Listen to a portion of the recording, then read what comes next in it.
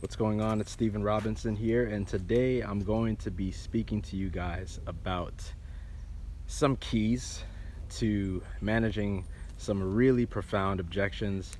I've had a lot of experiences in my past. I'd probably say around two months ago or so, where I'd be on the phone with a prospect and they would just ask me this one question, and I kid you not, this one question, like, it didn't just throw me off my knees, but it literally froze me. Okay guys, I was in a position where I was just like, what is going on? Is this mayhem right now? Okay. And yeah, so this question that some of you may be thinking about, and some of you guys may be watching this video right now due to your interest in sales calls, like closing. I hate to call it sales, but it's kind of like closing, or you could already be a closer, right? But you need some more tips. So this question that this leader, okay, this really gifted leader asked me was, how do you know that you're qualified to help us? Okay, he said, how do you know that you're qualified to help us? And right then and there, I remember I was just in shock, okay, because he said it in such a powerful tone. So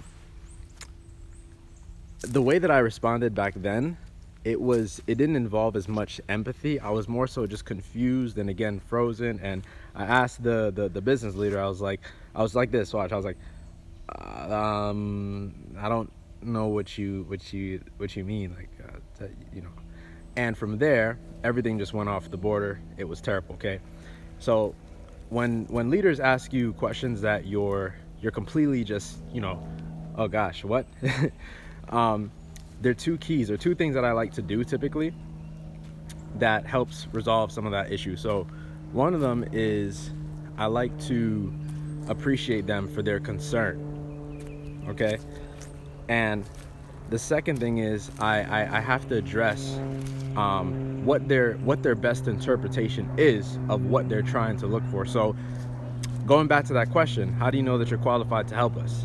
My response to that question would be this: Mr. John, that is a very important concern. Now, when you say qualifications and things in that nature, what kind of qualifications would you value the most? Or do you value the most? You see what I did there? So another way that I can handle it is, Mr. Jonathan, I like your line of thought with that question. And I'm curious, when you say qualifications, what kind of qualifications are you looking for? See that? Sorry guys, I sneezed a little bit there. But essentially, the whole idea that comes across that is you want to acknowledge what they're saying, and in some type of way, I like to call it a rebound. You want to rebound them back to their question, to what they're saying. Okay, what are they looking for? What's their best interpretation as a company of someone who is qualified? Okay, and in doing so, you'll build more empathy with them. And you'll certainly they'll feel that you're listening to them a lot more.